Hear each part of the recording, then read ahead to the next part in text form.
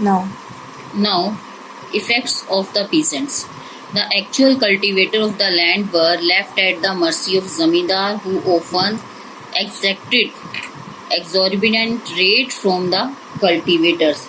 यानी इसमें क्या बताया गया है कि भूमि जो है, भूमि के कृषकों जो जमींदार की दया पर रहना पड़ता था, यानी वो जमींदार की दया दृष्टि पर रहते थे, क्योंकि कृषकों से इससे अधिक वो बहुत ही ज़्यादा कर लेते थे और उनका बहुत अधिक शोषण करते थे. The peasant had to pay revenue even if the crop failed, hence they were forced to borrow money from the moneylender at high interest. In case of repayments of loan, their land were mortgaged and they had to look for an alternate employment and even migrate to city. अगर किसान जो है कर देने में असफल होते थे तो वो क्या करते थे, भूस्वामियों से उधार लेते थे और इसके लिए उसे बहुत अधिक ब्याज देना पड़ता था और कई बार उनकी भूमि जो है जब्त कर ली जाती थी और क्या है, उन्हें अपनी जब्त भूमि पर वो अपना काम नहीं कर सकते थे, इसलिए उनके पास एक ही उपाय रह जाता था, वो शहरों की तरफ नौकरी करने के लिए चले जाते थे. At many places, money lender replaced the old landlord who took no interest in improving agriculture production. Many of them were absentee landlords who lease out their land to tenants and live in city. और कई जगहों पर भूस्वामियों को बदल दिया जाता था क्योंकि वे कृषि पदार्थों पर ब्याज नहीं देते थे और बहुत सारे अनुपस्थित भूस्वामी थे जो अपनी भूमि किराए पर देकर शहरों की तरफ जाने लगे थे. The method of cultivation continued to be primitive as neither the British nor the landlord took any interest in improving agriculture method of yield. और कृषि की पुरानी प्रणाली को ही अपनाया गया. ब्रिटिश लोगों ने, भूस्वामियों ने इसे बढ़ाने में या इसे सुधार करने में कोई रुचि नहीं ली. In order to gain maximum revenue, the farmers were forced to cultivate cash crops such as indigo, cotton instead of rice and wheat. This caused widespread famine-like situation. बस वे लोग रेवेन्यू इकट्ठा करते रहते थे, किसानों को जो है कैश क्रॉप यानी जिनसे उन्हें पैसा मिलता था वो उगाने के लिए मजबूर करते थे, जिसमें नील हो गया, सूती होगी, और ये लोग चावल और अनाज की तरफ आकर्षित नहीं थे, जिसके कारण जो है कई बार अकाल की स्थिति उत्पन्न हो जाती थी. Now the ryotwari settlement. This system of land revenue collection was introduced in Bombay and Madras presidency. The peasant or rayat were considered the owner of the land and land revenue was collected directly from them. The rate of revenue was fixed at roughly half of the total produce. It was settled for a period of 30 years, after which it could be revised. So, the Rayatwadi settlement recognized the peasant as the owner of the land. High rate of revenue made them dependent on moneylender. और अब ryotwari system में क्या था कि भूमि कर को इकट्ठा करने के लिए इस प्रणाली को बॉम्बे और मद्रास के प्रदेशों सूबों में भी अवगत कराया गया, और जिसमें क्या होता था, किसान तथा रैयत भूमि के स्वामी होते थे और वो सीधे ही भूमि पे कर लगाते और भूमि से कर इकट्ठा करते थे और वे भूमि के आधे भाग के उत्पादन के आधार पर लेते थे और यह उत्पादन जो है 30 वर्षों तक जारी रहा. इस तरह से रैयतवाड़ी प्रणाली ने किसानों को भूमि का मालिक बना दिया. भूमि के उच्च दामों ने उन्हें मनी लैंडर पर निर्भर बना दिया. अब वो रेवेन्यू यानी कि कर देने के लिए किसके ऊपर निर्भर करते थे, मनी लैंडर यानी कि भूमि के स्वामियों के ऊपर. Now the Mahalwari settlement.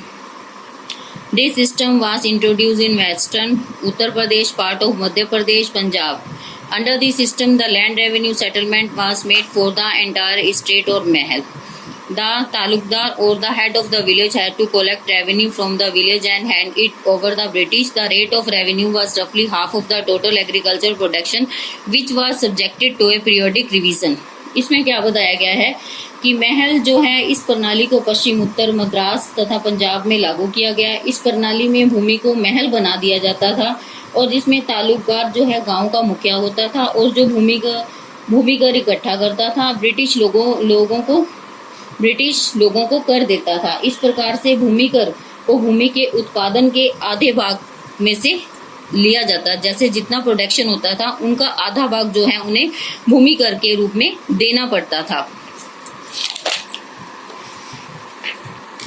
However, even under this system, the condition of peasant remained pitiable as the head of village retained the right to extracting revenue. इसमें क्या बताया गया कि जमींदार जो है हर वर्ष जो है उस राशि पर कर लेते थे और इसका बुरा प्रभाव पड़ने लगा। और इसमें क्या होने लगा, जो किसानों की दशा थी खराब हो गई और इस प्रणाली में गांव के मुखिया जो है उनसे और अत्यधिक कर लेने लगे, क्योंकि जब उनके पास पैसा नहीं होगा वो क्या करेंगे, कर को और बढ़ा देंगे। Now the cultivation of commercial crops. India being an agriculture country traded in agriculture products long before the British rule. But the profit from those trades were used for benefit or its people and land. Bharat जैसे कृषि प्रधान देश है, British शासन में बहुत लंबे समय तक इन कृषि पदार्थों का उन्होंने अपने लाभ के लिए प्रयोग किया और वे लोग जो हैं लोगों और भूमि का प्रयोग जो है सिर्फ अपने लाभ के लिए करते थे। Indian farmer grew food crop for the consumption and cash और commercial crops to be traded with the different countries. Under the British rule, commercial crops were grown to serve as raw material for European country. The British compelled the Indian farmer to raise commercial crops which were useful for them for the industrial purpose.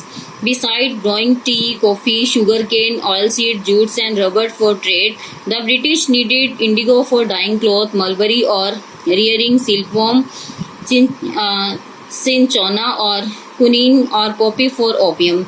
The growth of these crops played havoc with the fertility of the land. In course of time, this practice of growing only cash crops resulted in a decline in the production of food grains and an acute shortage of food supply.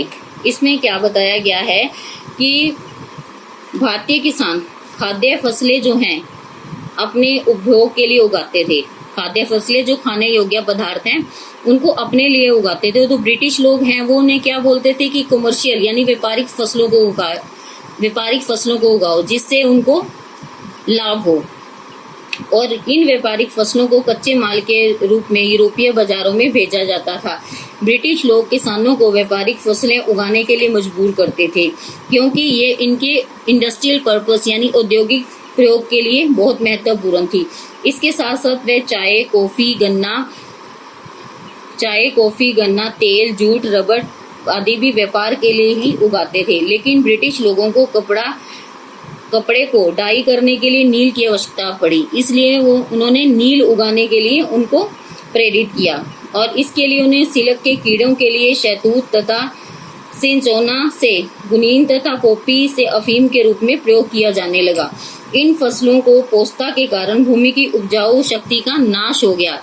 जैसे ये सारी फसलें जो थी व्यापारिक फसलें थी, इन फसलों के कारण जो है भूमि की व्यापारी यानी शक्ति का या भूमि की जो उपजाऊ शक्ति उसका नाश हो गया और यथा समय इन पेय फसलों को उगाने के कारण खाद्य पदार्थों की कमी हो गई और अकाल जैसी स्थिति उत्पन्न हो गई।